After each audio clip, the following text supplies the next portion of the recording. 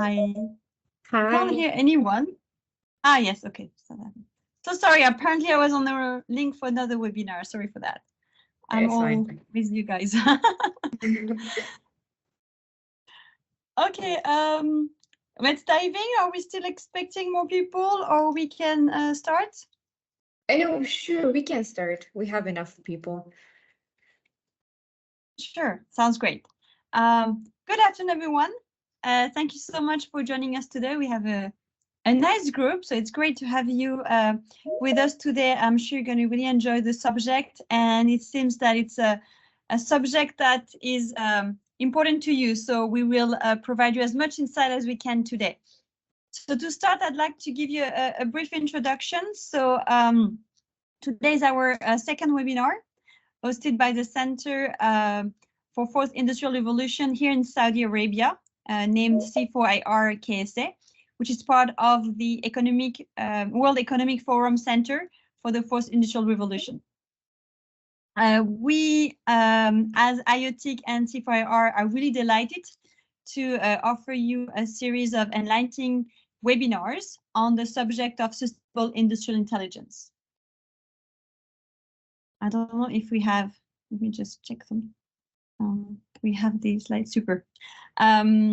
So my name is Caroline Tessie. For those who do not know me yet, I'm the managing director of the startup Eyotic. And with us today as our guest speaker, we have Mr. David Fernandez, which is a digital manufacturing expert, and he's also the chairman of Meta2i, a French company specialized in MES systems. So welcome, David. Thank you for being with us today. Before jumping in our subject,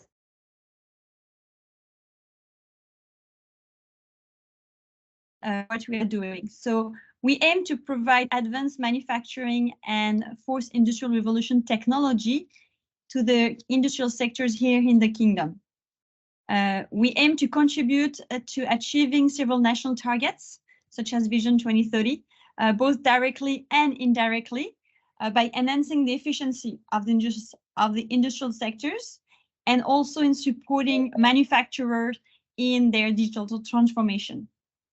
So Eyotic was born from the partnership between Roots Ventures and Meta2i. So Roots Ventures is a Saudi pioneer venture builders and venture capitalists which focus on sustainability.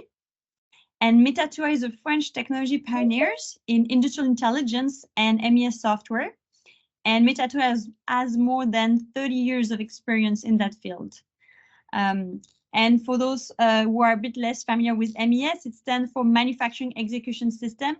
Our first webinar was on the subject. We should release that video soon on our YouTube, so you can catch up on that subject if it's any interest. So through this partnership between Roots Ventures and Meta2i, Eyotic aim to offer unique set of skills that aim to generate value for the kingdom in the field of sustainable industrial intelligence expertise and technology. So as I was mentioning earlier, we aim to provide the Saudi Industry 4.0 platform from localization, the robust and proven MES software and MKM prod, which is created by our partner Meta2i. So after this short introduction, let me jump straight into the subject of today, which is the purpose of today's webinar is to have a discussion on the role and the place of the operators in the context of fourth industrial revolution. We choose this topic because we talk a lot about technology, but I think we really want to hear today from David about how humans are important in that subject of technology. I think I'm having a question right now. Someone is raising his hand. No? Okay, sure. I'll keep going. So thank you for being with us today, David. I would like to introduce you to our guest. So David, you graduated from an industrial system engineering school, and you started your career at Siemens as an automation project manager. After 5 years, you decided to move to the information system layers, and more specifically to the MES system. You have been working with Meta2i over the last 13 years, and you've been managing this company since 2019. During your career, you've been involved in various industrial sectors, including metallurgy, textile, food processing, pharmaceutical, petrochemical, and more others. Your main expertise is automation and SCADA, field connectivity, lean management, and continuous improvement, and of course, MES. Over the last 5 years, you've been providing courses in French engineering school. And last month, for the first time, you delivered the first week of courses of the Industrial Intelligence program that we built to the engineering students of the King Saud University here in Riyadh. You are passionate about training and empowering multi-skilled engineers to take responsibility of industrial production.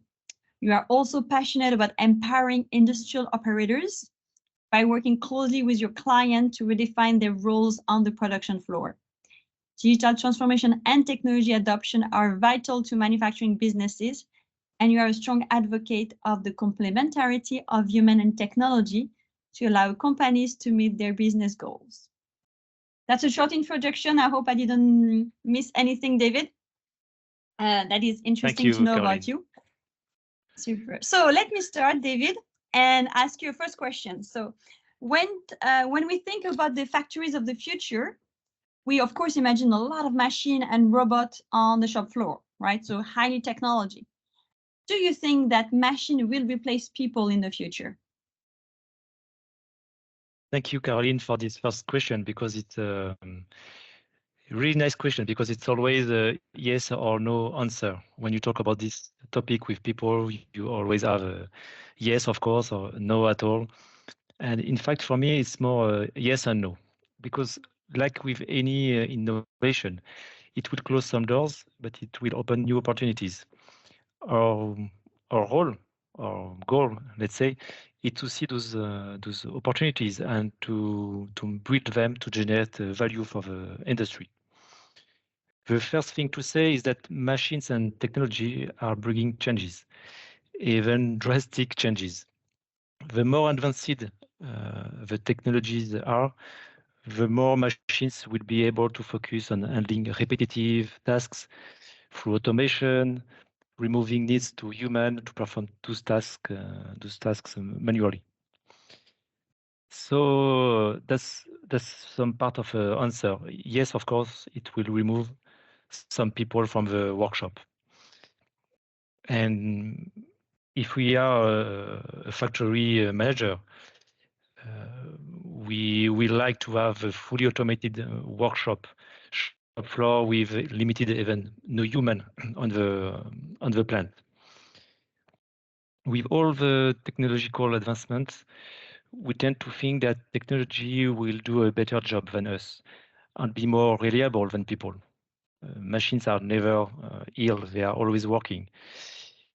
It might sound like a dream, and if you already read some papers from Elon Musk, it was his dream for the Tesla factories. And he tried to do this in Fairmont, USA, to have no operator. And in fact, today he still have 3,000 people in the factory. And that's the part of the answer. It's the no. No, you can't have a fully automated factory. So I think the question is more, yes, it's not exactly this one. It should be more, what will be the role of the people in the factories tomorrow? And this is for me where the misconception around people and technologies is made. Last time I came to Saudi, a friend of mine gave me a book called 0 to 1 from Peter Thiel. And I really liked this book, and I understood why my colleague gave me this book. Because at the beginning of the book, they the writer asked a question. Why do so many people miss the power of complementarity? Computers are complements for humans, not substitutes. The most valuable businesses of coming decades will be built by entrepreneurs who seek to empower people rather than try to make them obsolete. And this is the answer of the question, I think. People and technology are not rivals. We are more totally different for sure. But we need technology to do things better, and technology need humans to work. And I think human will play a huge role in the factories in the future, and even in the fourth industrial revolution or the fifth one, the next one, doesn't matter. You will always need people to drive the factories. Now the question can be how to develop that complementarity between people and technology. And for me, the discussion around this partnership between technology and human is somehow to ask the question, how can I empower people working on the shop floor? How can we make people more powerful to make his job and to become, let's say, the augmented operator?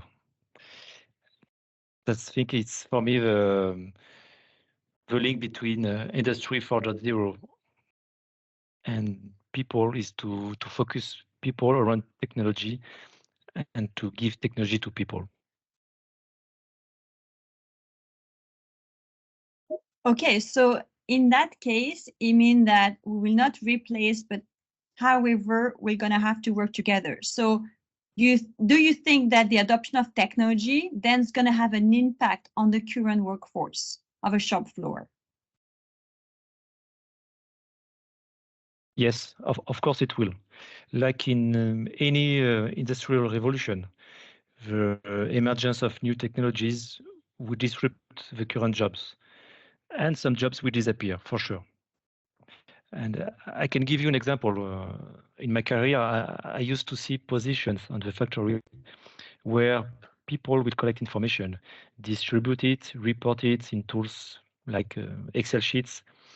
And between the origin of the data and the destination of the information, let's say the manager, the information takes, let's say, hours or even days to reach the manager.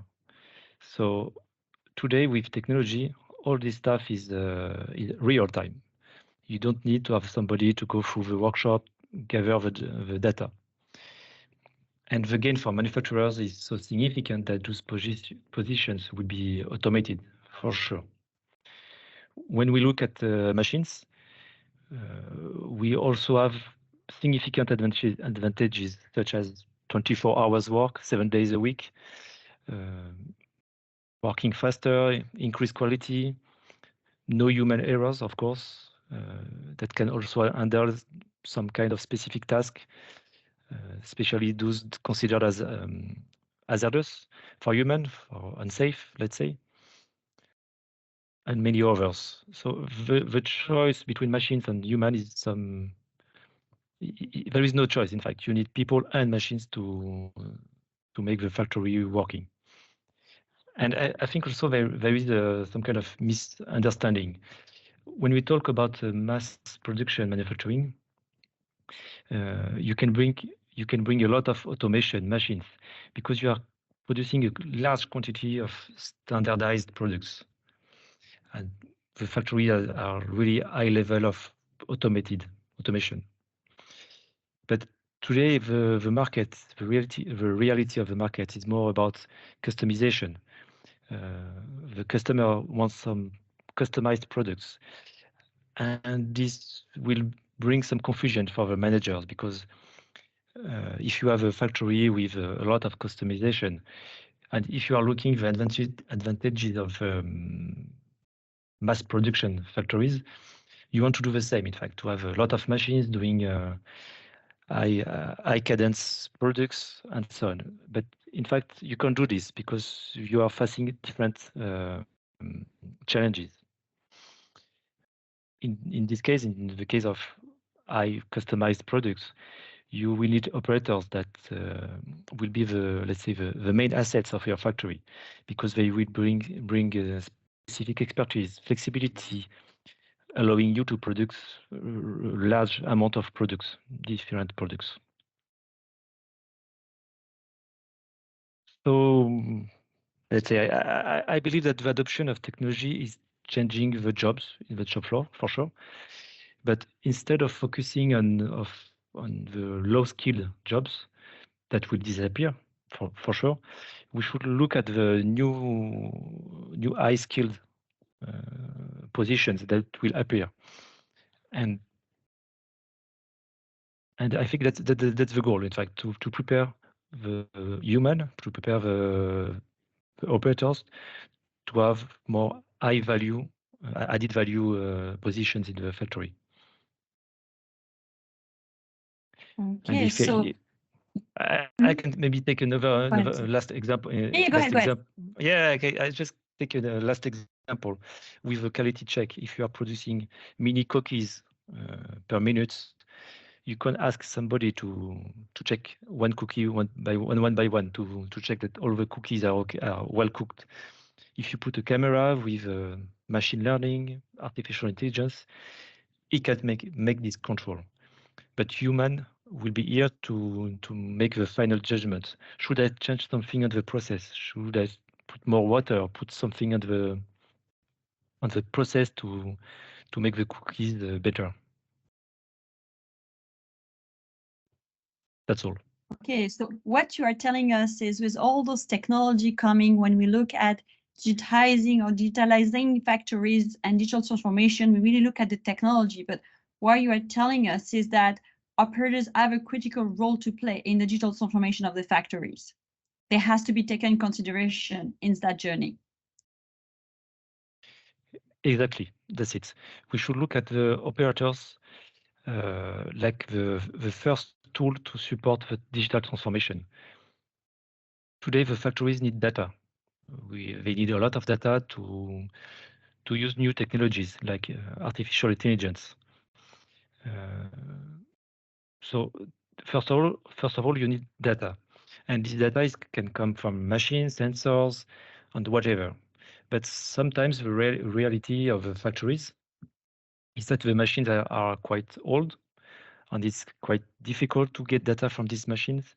Or sometimes you don't have any machines. You only have some manual tasks. So you can't catch a lot of data from these equipments. But one data information source is the operator. He is in the factory. He is able to give you a lot of information about what he is producing, all the breakdowns, the defects he sees, and so on. So if you want to improve your production, you need data to measure and to improve. And depending on your factory, you can connect to the machine or to the operators to get data. And at the end, even if you have a fully automated machines, you will need some human information to give more context to your data, to make your data more valuable and more easy to use by the artificial intelligence, machine learning, or whatever. So to have a successful digital transformation, you will need operators, and you will need operators that adopt the technology to work differently. They have to accept that before they are doing some jobs, now it's done by robots, by whatever, but they still have a position, a more valuable position.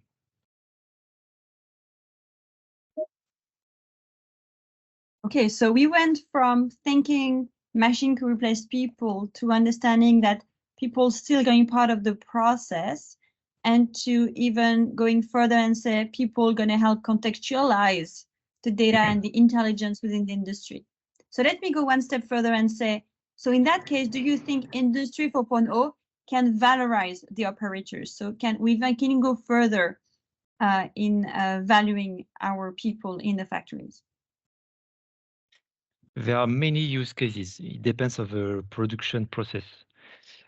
Of course, I already talked about the artificial intelligence, and the goal of artificial intelligence is to give the best. Okay, it's to make decisions, but it's also to give the best insights to the operators, to help them to take the best decision and to do the best action on the situation.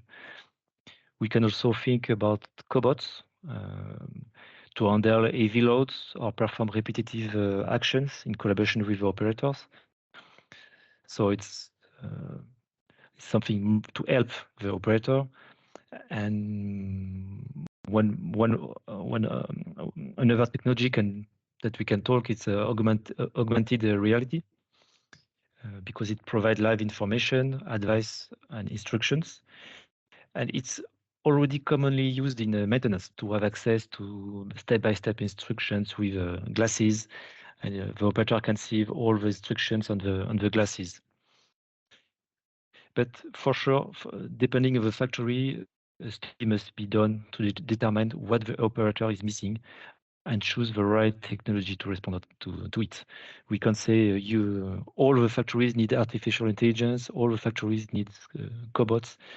No, in fact, each time we should study the needs and define the best technology to help the operator.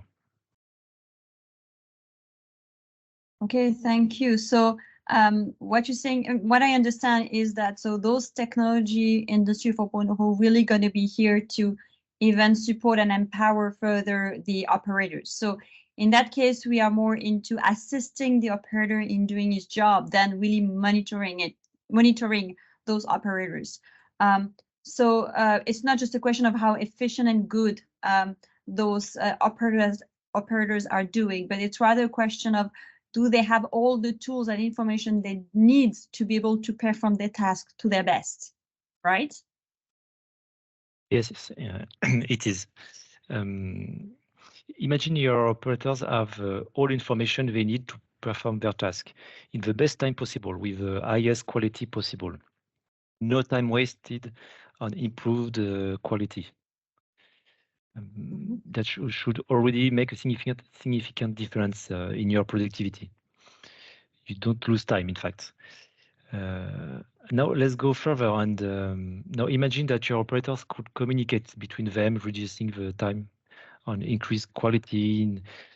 You remove all the interaction waiting times, the time between the operator, call the manager, waiting 10 minutes, the manager calling the quality department, waiting more 10 minutes, and so on.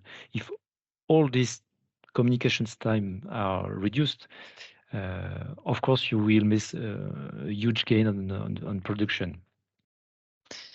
I believe that this is the first critical step that each factory should take to augment the capabilities of its operator, to become an augmented operator, in fact, like I already said. And I think we prepare a use case, Caroline. That's it? Yeah, sure. I think a use case would bring probably more insights. Yes, thank you, Caroline. So this is a factory, a fictional company that produces forklifts.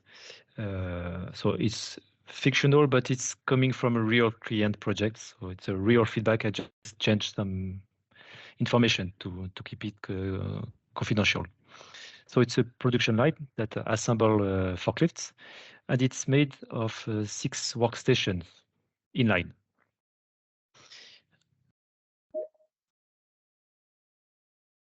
So at the beginning of the line, they receive the production schedule coming from the ERP. Then the operator, the first workstation, start to mount the tire and fix it with a tightening tool. Then they assemble on the next station. They assemble some critical parts, and on all the workstations, they are able to add some parts of the forklift, and they have to respect takt time. So for example, each workstation have 20 minutes to do their tasks, because then the machine is going to the next station. And they also have a lot of temporary workers that came to help the production when they have a lot of a huge amount of orders. And they have also some specific tasks that should be made with specific PPE, personal protection equipments. And they also have to have some certifications to be sure that they are able to do these actions. And they have a lot of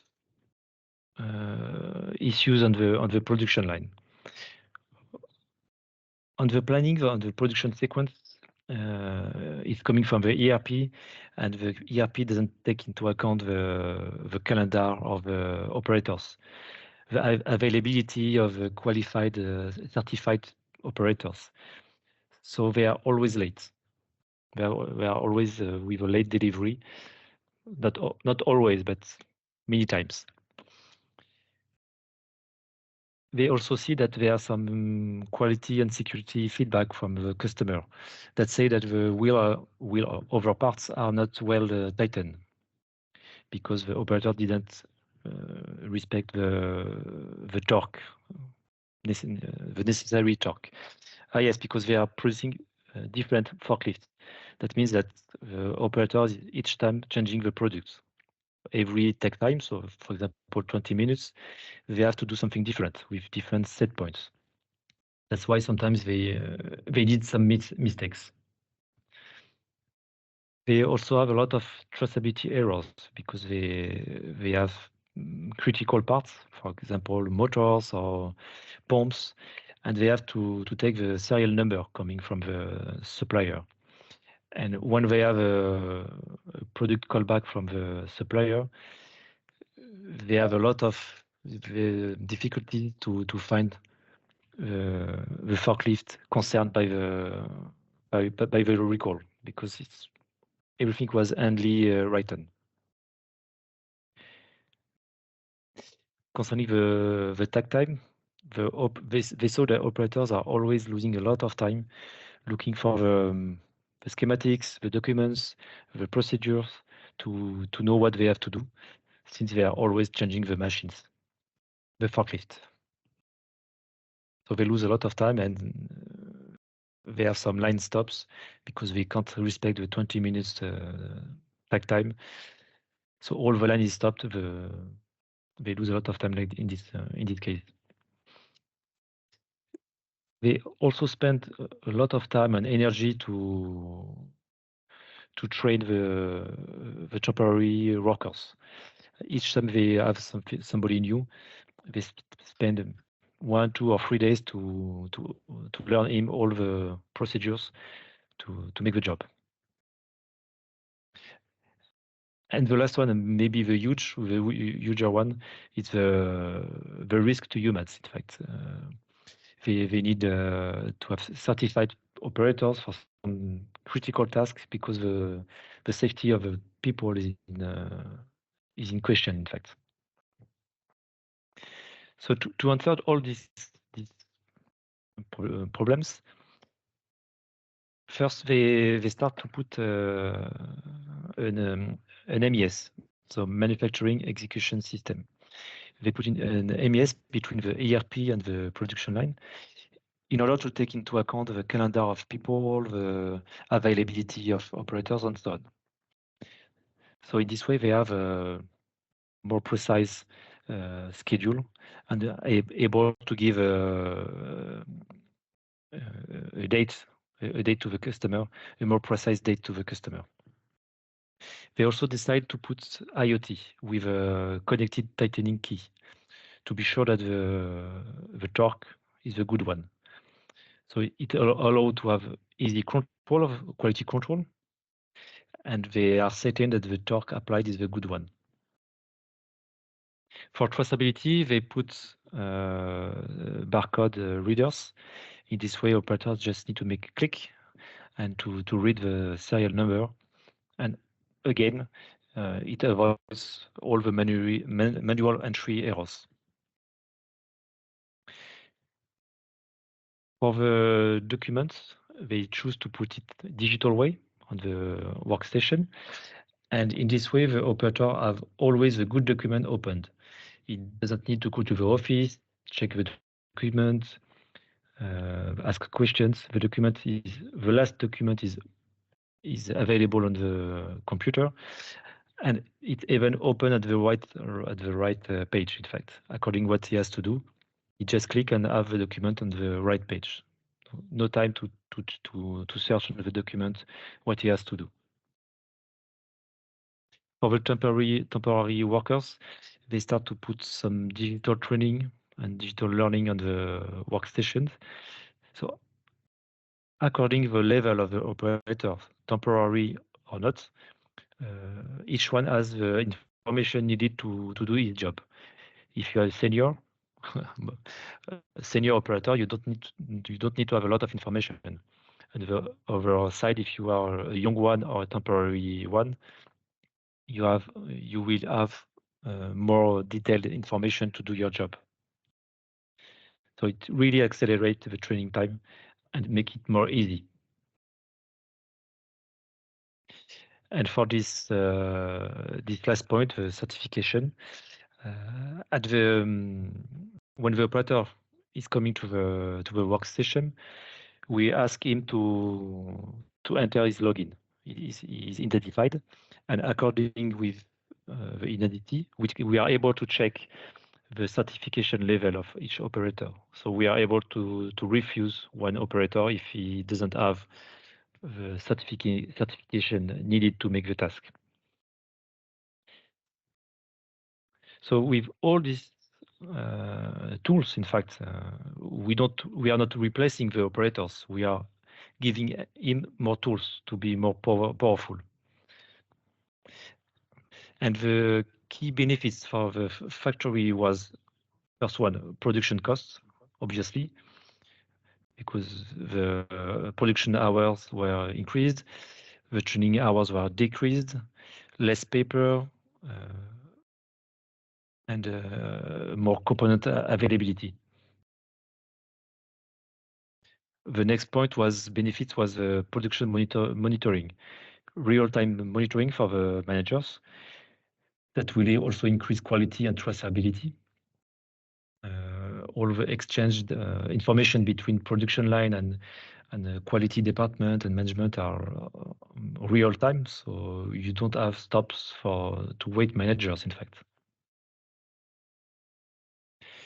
And the last point, which was maybe the beginning of our reflection, was to increase the safety for the people, for the operator. And now they are able to manage each operator profile and to check that the safety instructions are really taken into account by the operators. So that's an example, a real example of what can be done on the factory to empower the operators. Thank you. And I just want to emphasize on the fact that that's a project on which you worked with your colleague. Yes. It's a project that you help design the solution and implement the right tool to digitally empower those operators. So it sounds quite straightforward and easy.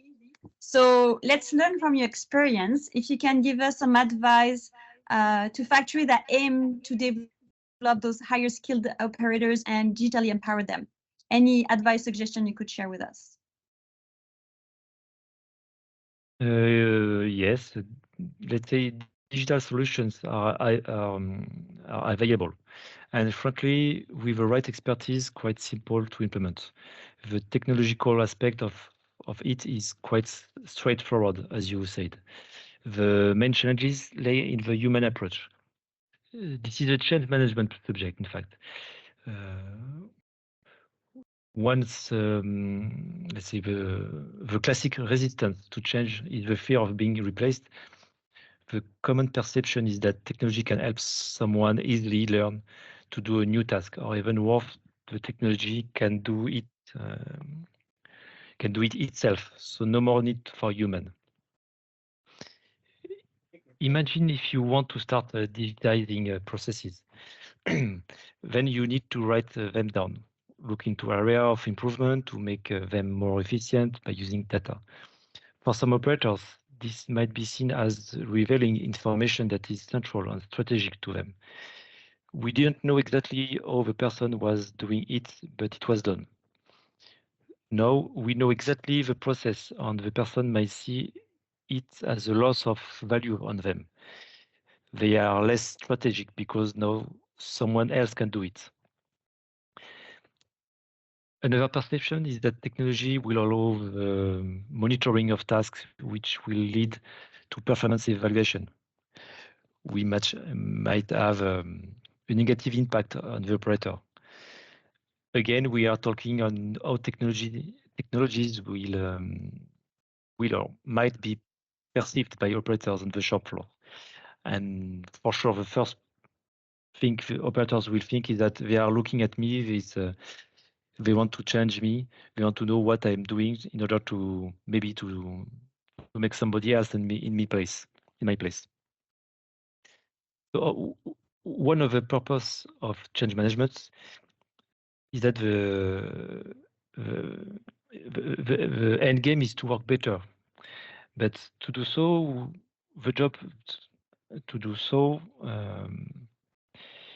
the job maybe will have to change due to digitalization, and people will have to work differently.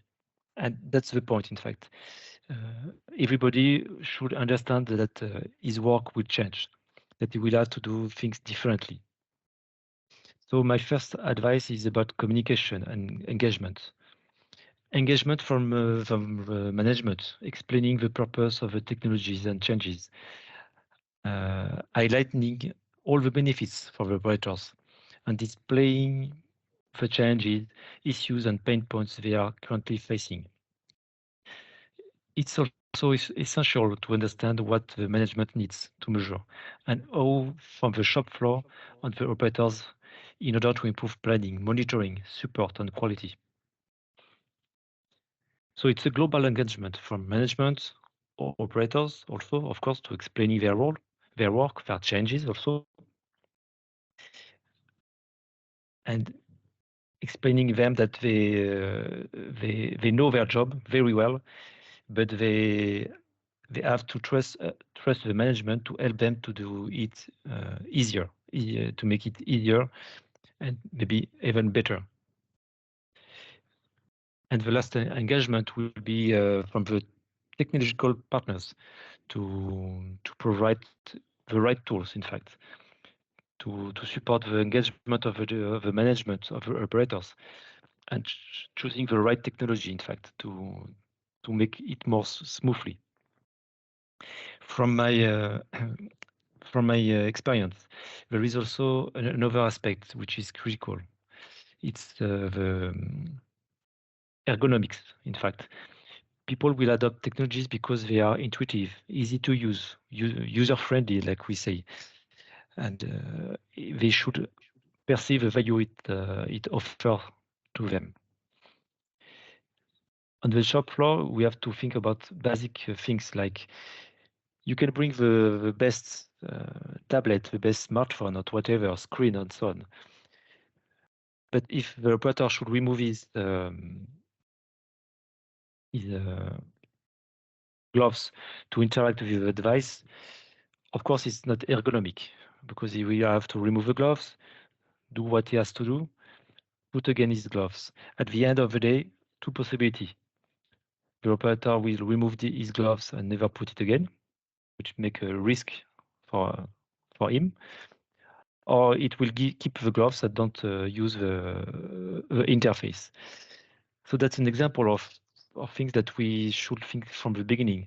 What is the context of the operator? What is the best interaction we can give him in order to do his job and to give data to the system? The second example is an operator with interface with a lot of information, all the information that we can think about, but that lead to a very heavy interface, complicated interface with much information, and the result is that the operator will not spend minutes or even hours looking which information he needs. And the result is that the screen is not used, the interface is not used. And we should be focused that just give the information needed and the mandatory information needed by the operator. Don't put all the information existing on the plant, just the one needed by the operator to do his job on the best way. And maybe a last point it will be the language of the display. If you have people not fluent with the language, you should take it into account. You can't put Arabic or English if the people that should fill the screen doesn't read English or Arabic. So that's some kind of things that we have to think about, to put some smileys, some pictures, than to put text in, for example. So we can go with many other examples, but I think you get the idea. In fact, to make the best interface according to the operator needs and according to the factory context, in fact.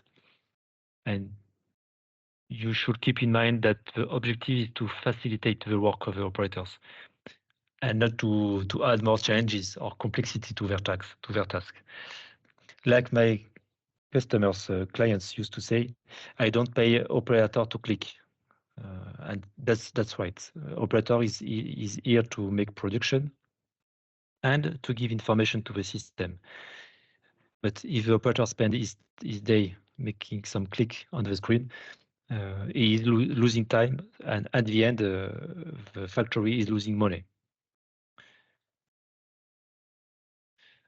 So which is the whole point here is how we can equip those operators to increase the productivity, how we can support them to increase that productivity. And when we are into that journey, from your experience, what type of return on investment do you think factory can expect when they invest into those augmented operators? How they can benefit from that investment? It's a difficult question, Caroline, because in fact, ROI for this kind of project is the accumulation of numerous gains. In fact, not only one. I can say you will pay the project with this subject. No, in fact, it's numerous gains. In fact, and you have to take each one into account to see the global gain of your transition, because the most obvious gain will be in efficiency. We already talked about this before, but we can also talk about flexibility, because you will have more versatile operators. So you will not have downtimes because the operator is not here. You can replace it, ask another one to do his job. You can work easily with temporary operators. So the flexibility will raise. We can also talk about production adaptability. With Industry 4.0, you have a lot of technologies that enable you to be more flexible and adaptive. So you can make more customized products. And with all these technologies, the operators can quickly respond to changes in production requirements. Like the example I gave you just before the factory of forklifts. They have a large amount of different forklifts, and they only have one production line. An operator is able to make product B 20 minutes after he is doing product B, and 20 minutes after product A, and so on. So you are able to have a large amount of customized products on your plants. Another gain will be quality, since you give all the information on the tools to the operators to act. You will speed. You will speed in problems resolution, problem solving. In fact, with real-time communications between teams and managers and so on. All these downtimes will be removed, or at least reduced. And maybe another example would be the problem solving. Normally, you have some production supervisors, production managers, and their role is problem solving. They are here to keep an eye on productions and to reduce to all the times, right? All the times to solve the problems, and with the good insights, with the good information, they are able to solve the problems quickly and to make the production start again on the less time, in fact. And of course, it will reduce the cost, the direct cost, indirect cost, and so on. All the problems that managers are facing will be reduced or at least optimized. So to conclude, let's keep in mind that the ROI of these projects are mainly an accumulation of numerous gains. That's the point. Don't try to have only one gain. It's impossible. It's a lot of small gains that you make on all your production to make it more efficient, finally more efficient. And we could add the paperless aspect that you talked earlier, which is to drastically reduce the number of papers and all the time wasted in finding the right paper and looking through papers, basically. Yeah. Sounds great. So I'm thinking that digitally empowering our operators maybe can also open doors to implement other corporate goals. I'm thinking like maybe improving HEC KPI, for instance. My question to you is that if we go beyond human efficiency, productivity, ROI, do you see that those tools can offer further value to factories? Can they use it to even go beyond in their ambition?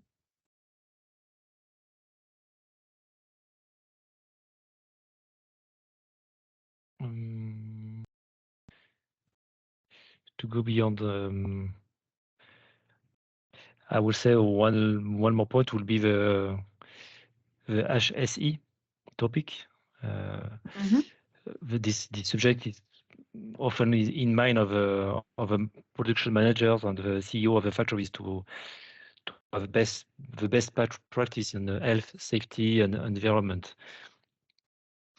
And since the production jobs will require more and more highly skilled people, factories will look at offering more great working environments, in fact, to retain their talents.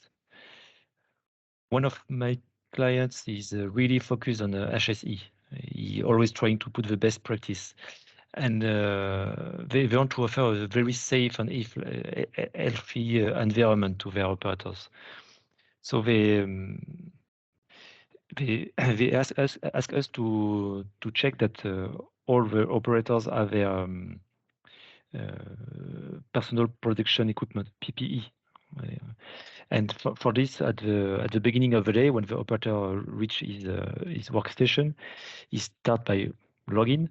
And when we ask him if he has his gloves, his safety shoes, ear protections, and so on, according the task he has to do. And if he say no, I don't have, or I need something else, somebody is coming quickly to bring him what is missing. So the operators feel that the management is keeping a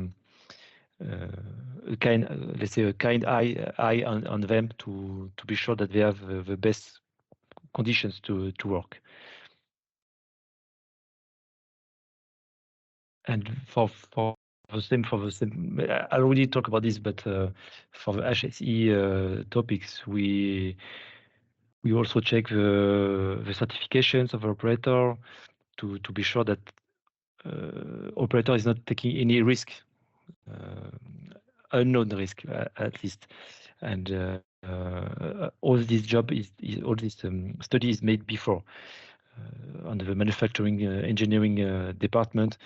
they try to see for each task if there is a risk, and for each risk they try to inform the operator about this, to remember him that he's doing something that can be dangerous for him. We also see now, I start to see some factories that keep to give some IoT on the clothes, on the uniform of the operators to measure the noise, the temperature, to monitor the vital signs of the operators, to warn them that something is wrong, that they have to maybe drink water because they are spending too much time at high temperature, so they have to make a break to drink water. We are also able to control the air of the place to be sure that there is no toxic vapors. For example, on the case of the chemical plants, to measure the toxic vapors on the air, the radiation on nuclear plants, and so on. To always keep an eye on the operator's safety, on the health, and to give him the opportunity to know that something is wrong and he should go out of a building to stop his action, and so on, to always reduce the risk on people, in fact. And at the end, the main discussion should be on the ambitions, on the